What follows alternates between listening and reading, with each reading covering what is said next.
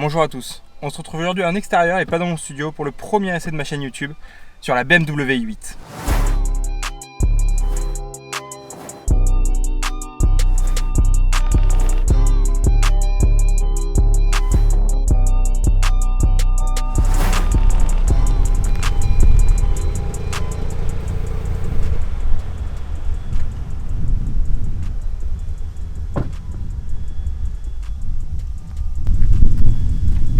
Bon, le modèle que je vais vous présenter aujourd'hui est une BMW i8 coupé de 2020 dans les dernières sorties.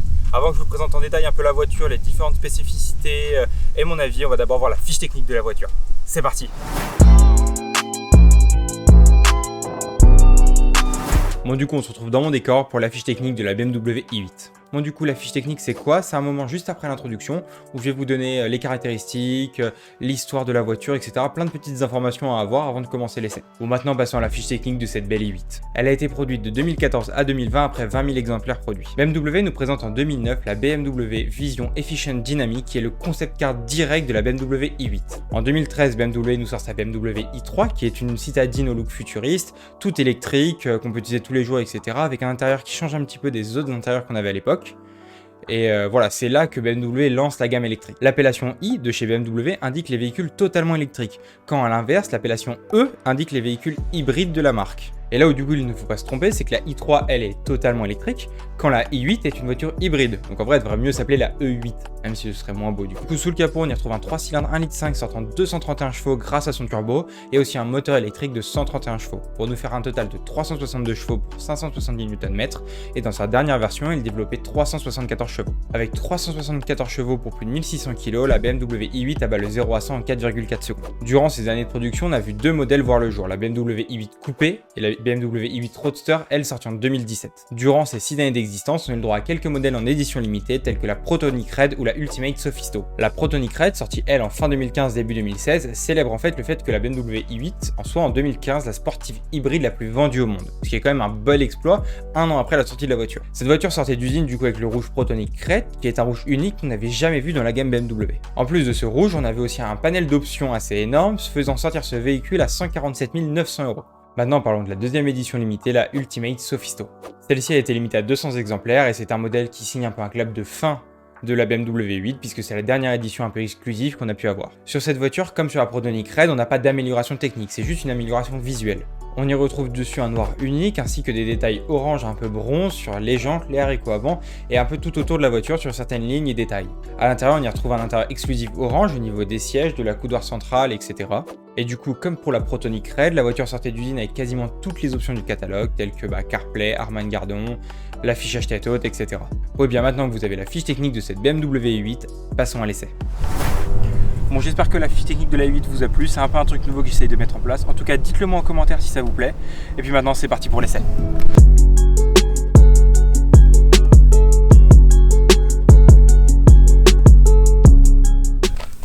Bon, du coup, sur l'avant de cette belle i8, qu'est-ce qu'on retrouve? On retrouve les haricots avant, qu'on retrouve sur tous les véhicules de la gamme BMW. Donc là, qui sont pas striés, c'est comme un peu un radiateur, ce qu'ils font d'habitude pour faire rentrer l'air, mais qui là sont pleins avec ici une petite entrée d'air, sûrement pour donner un look un peu plus futuriste et pour se rapprocher un peu de ce qu'on avait sur le concept car. Si on a moins d'entrée d'air, c'est pour une bonne raison, c'est parce qu'ici on a donc le moteur thermique et le moteur électrique pardon, et qu'à l'arrière on a le moteur thermique. Donc c'est pour ça aussi qu'ils ont moins besoin de faire rentrer d'air. Autour de ces haricots, du coup on retrouve le bleu du logo i, qu'on retrouve aussi autour du logo BMW. Ensuite ici on a une lame avant, donc une lame avant qui permet de gagner un peu d'aérodynamisme et de faire rentrer toujours un peu d'air, pas autant qu'on penserait puisque l'entrée d'air est quand même assez petite. Après voilà, sur le côté les phares xénon LED de chez BMW et pas mal d'éléments, du coup le capot, etc. Du coup pour le 3/4 face, qu'est-ce qu'on retrouve en fait ici? On retrouve une sortie d'air, enfin c'est pas le 3/4 face, c'est le capot. On retrouve une sortie d'air en fait qui avant était beaucoup plus profonde et qui était un peu moins esthétique. Ici ils ont fait quelque chose qui est vraiment dans le fuselage du capot. Bon, ici les phares, ici ils nous ont ajouté une lame avant en 2017 ou 2018 quand ils ont fait passer la voiture de 362 à 374 chevaux. Sur les côtés, évidemment, on trouve les jantes. Donc sur ces jantes, c'est des jantes assez uniques sur la i8 qu'ils ont remis sur quelques modèles de BMW depuis, mais à la base, il y avait 3 jeux de jantes qui étaient uniques sur la i8. Autour de ce logo, on retrouve du coup le bleu du logo i et qu'on retrouve aussi sur les étriers de frein. Il y a marqué BMW qui est souligné d'un beau bleu. Ici, c'est quoi? C'est la trappe électrique, donc on peut directement charger on a 40-45 km d'autonomie en électrique. Et après, un rétroviseur et les portières. Bon, sur le côté, qu'est-ce qu'on retrouve? Déjà, on retrouve le logo coupé. Comme je vous l'ai dit dans l'intro, ici, on a une BMW i8 coupée. On aurait eu une BMW i8 Roadster, donc en version cabriolet, il y aurait eu marqué Roadster ici. On retrouve du coup ici tout le fuselage aérodynamique. Donc, ils ont fait un trou un peu futuriste comme ça, qui est super beau à voir. C'est vraiment une super belle ligne. Ici, évidemment, un peu le clou de la i8, le plus important, les portes en élytre, qui ne sont pas des portes en papillon. Les portes papillons, ça s'ouvre en beaucoup plus grand, comme sur la SLS ou la DeLorean. Là, c'est vraiment des portes en élytre. Les portes sont en full carbone. À l'intérieur, du coup, on a le pack carbone que je vous présenterai juste après, qui est encore en carbone. Et on a aussi un toit en carbone. Donc vraiment, ils ont essayé d'alléger un maximum cette voiture, puisque entre les deux moteurs, le poids des batteries, la largeur de la voiture, etc., on arrive à un poids total assez exorbitant. Je crois qu'on est autour des 1700 kg ou 1800, donc qui est quand même vraiment pas mal sur une voiture comme ça. Bon là, cette i8, qu'est-ce qu'on y retrouve? On y retrouve déjà un arrière très arrondi. Alors en fait, on aime ou on n'aime pas, parce que moi personnellement, je suis un peu moins fan que l'avant de cet arrière très arrondi où ils ont essayé un peu d'élargir partout. Mais il y a quand même pas mal d'éléments que j'aime bien. Comme par exemple, du coup, ici, on retrouve du coup les clignotants qui sont vraiment super beaux. On retrouve aussi donc les feux arrière avec du coup ces deux lignes LED comme ça. C'est pareil, en fait, ils ont fait plein de détails très futuristes. On retrouve le bleu qu'on a à l'avant sur la haricot, qu'on retrouve aussi autour du logo et sur le logo i8. À part ça, évidemment, on y retrouve du coup le fuselage aérodynamique et aussi un peu futuriste ici. Et là, ils nous ont élargi un peu le tout en nous mettant une sorte de d'élargisseur un peu plus beau, beaucoup plus gros qui permet de suivre toute la ligne de la voiture. Dessous, on y retrouve quoi? Ils ont mis des sortes de lame arrière, un peu de diffuseur, un peu sympa. Comme vous le voyez, je pense que si je me recule, vous le voyez, il n'y a pas de pot d'échappement. En fait, toujours pour rester dans le concept voiture électrique, mais qui est en fait une hybride, le pot d'échappement est dessous, un peu plus loin, donc on le voit, etc. Enfin, on ne peut pas le voir comme ça, je vous mettrai des plans. Et du coup, ici, qu'est-ce qu'on retrouve? On retrouve le coffre. Donc, on peut ouvrir qu'avec la clé, il n'y a pas de bouton pour ouvrir le coffre. Donc, comme vous l'avez vu dans l'intro, le coffre est plutôt petit. On peut mettre, je pense, une valise cabine, mais c'est un peu juste. Et ici, on retrouve le 3 cylindres 1,5 litre. Bon, du coup, qu'est-ce qu'on y retrouve à l'intérieur de cette i8? Bon, déjà, on y retrouve, comme je vous l'ai dit, tout l'intérieur en carbone. Donc, vraiment, on a un serre en carbone, les côtés, etc. On a pas mal d'éléments en carbone. Ici, deux petits rangements, donc pour pouvoir mettre le téléphone, les clés, etc. Ici, pour mettre les clés. On a donc le système de climatisation, qui est un système de climatisation simplifié par rapport à ceux de chez BMW. On n'a pas le petit rond, là, rouge et bleu qu'on retrouve d'habitude là pour pouvoir gérer la température en plus. Au niveau du milieu, donc on a le e-drive, donc badgé i8 avec les petits boutons comme sur tous les e-drive de chez BMW. Ici pareil, en fait, ils ont mis le mode sport confort. Enfin, il n'y a pas de vrai mode sport, c'est confort et EcoPro. Et le mode sport, c'est quand on pousse la boîte pour mettre en mode sport. Voilà, après les caméras de recul, frein à main. Ici, on trouve du coup un volant un peu différent. On trouve les volants i qu'on a aussi sur la i3. En fait, le volant ici, il est griffé du coup avec une petite couleur un peu sympa. Des fois, le contour peut être bleu. Là, ici, il est un peu grisé. Ça dépend un peu de la couleur de la voiture et des options. Au milieu, toujours le logo avec ce bleu. Ici, les petits boutons de contrôle de volume, etc. Un digital cockpit qui permet d'avoir donc les contours, l'autonomie, enfin toute la musique en cours, etc. Et on a aussi un affichage tête haute ici qu'on ne voit pas mais qui est projeté dans le pare-brise, qui nous permet d'indiquer la vitesse. Si on a le GPS, on peut avoir les différentes indications, combien de bornes il nous reste, si on doit tourner à gauche, dans combien de bornes, etc. Donc en fait, c'est un peu cool. Ils ont fait un intérieur qui est aussi, je pense que vous le verrez peut-être mieux comme ça, mais qui est vraiment très posé vers le pilote. Donc vous, quand on est posé, on a tout à portée de main, l'e-drive pour pouvoir contrôler l'écran. Il faut savoir que l'écran, c'est quand même un écran 60 Hz, donc c'est un écran ultra fluide. Je vous jure que quand je suis passé de ma Golf à ça, la différence est impressionnante. Et c'est vraiment, l'écran est super beau, super réactif et super fluide. Il est tactile aussi, donc on peut faire e-drive ou tactile, sauf que comme vous voyez la distance, même moi là quand je suis là, ma main ne l'attrape pas. Donc quand je suis en tant que pilote, je ne l'attrape pas non plus. C'est pour ça que l'e-drive est vraiment super pratique pour ça. Bon, du coup, comme c'est une i8 coupée, une i8 Roadster, on a donc 4 places. Sur les 8 Roadster, évidemment, il n'y en a que 2. Donc à l'arrière, on va essayer d'y aller. Donc déjà, il faut retirer la ceinture de sécurité. On tire ça, j'avais déjà avancé le siège au préalable. Donc là, on essaye de rentrer sans se faire mal et sans péter l'auto. Voilà. Donc là, je suis à l'arrière. Alors à l'arrière, il faut savoir quand même qu'on n'a pas énormément de place. C'est-à-dire que je fais 1m80 et 82. Comment dire que ma tête, du coup, est comme ça. En fait, je peux pas être droit. Je peux pas être droit sans que ma tête soit courbée. Donc c'est vrai que c'est un peu pénalisant. Je pense qu'il faut faire moins d'1m70 pour être confort à l'arrière.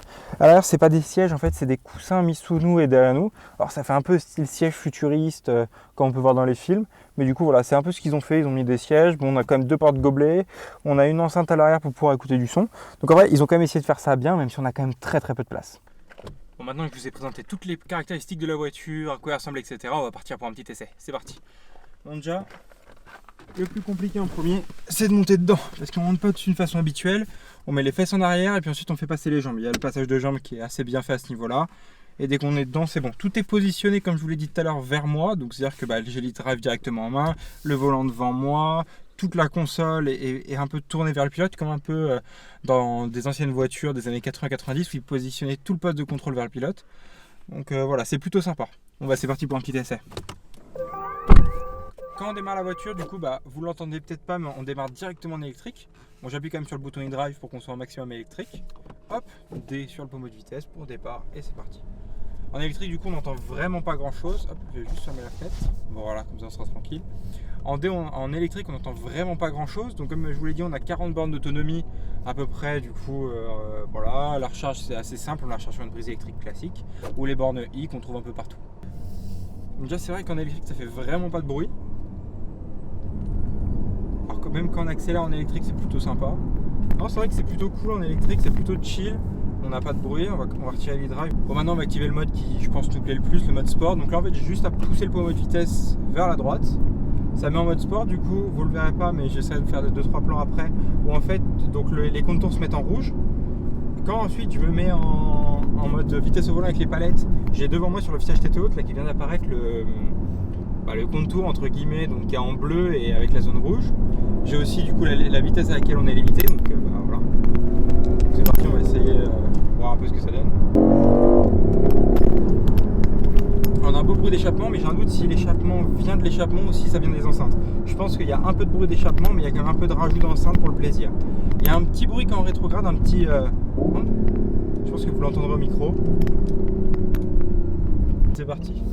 Hop, pour droite.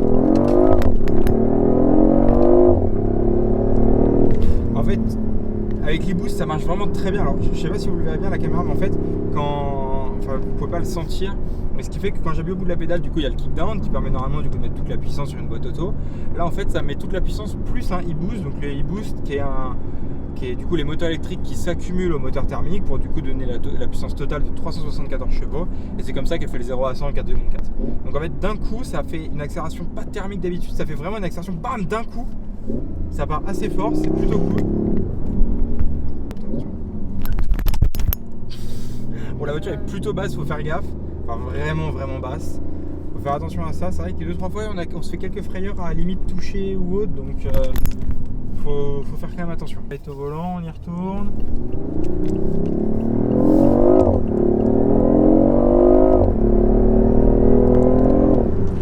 Ok, ça marche vraiment très bien. On voit les 100 km/h arriver assez vite. Franchement, c'est plutôt cool. Enfin, je suis assez impressionné de la voiture au niveau de l'essai. Parce que je pensais pas avoir autant de sensations. C'est-à-dire que, bon là, je fais attention.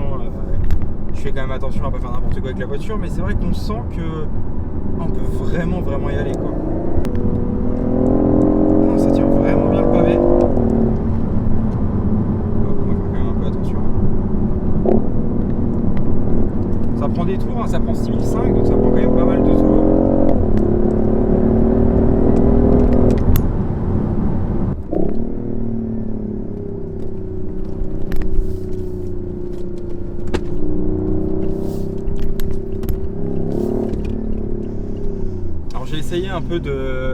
J'ai essayé un peu lors de l'essai, etc., de voir si elle peut glisser un peu, de la faire un peu bouger, etc. Avec le 4 roues motrices, c'est vrai qu'elle bouge pas du tout. Donc c'est vraiment un gros avantage. Enfin, j'étais assez impressionné de ça, c'est-à-dire que j'ai essayé un peu de la mettre en glisse, de la mettre un peu en défaut et tout, mais impossible de la mettre en défaut. J'ai beau essayer, j'ai pas réussi. Et puis du coup en caméra, quand je la mets en défaut, vu que ça vibre énormément, je pense que ça va pas être agréable à voir. Non, franchement, c'est une très bonne auto. Je suis vraiment surpris du comportement, de comment elle se manie sur la route, les accélérations, ça marche très bien. Non, le bruit est plutôt cool, c'est agréable même de rétrograder, de l'entendre là.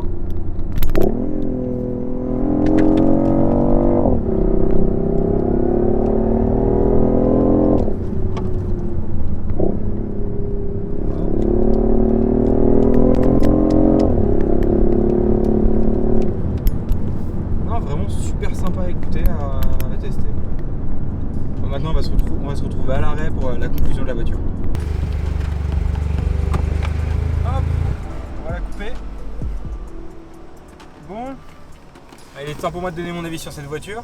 Alors franchement, je suis assez surpris parce que, bon, de 1, elle a quand même une gueule magnifique.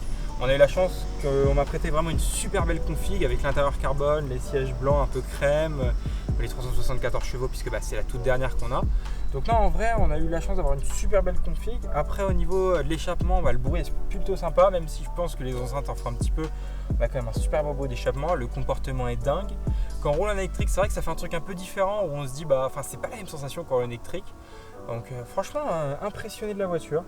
C'est vraiment une voiture que je recommanderais complètement. Après juste faut pouvoir mettre le budget et être après à se dire que ça peut pas être notre délit parce qu'on peut pas aller faire les courses avec. Il y a plein de choses qu'on peut pas trop faire avec. En fait c'est vraiment une voiture de week-end où on prend une petite valise cabine un peu, on la fout dans le coffre et puis on se barre à 200-300 bornes de chez nous pour se balader. Enfin voilà, en tout cas écoute, dites-moi si l'essai vous a plu et puis je vais continuer à en faire d'autres puis vous me direz si les prochains vous plairont. Comme d'habitude, vous pouvez vous abonner, mettre la cloche et mettre le j'aime, c'est vraiment ma récompense. Puis à bientôt.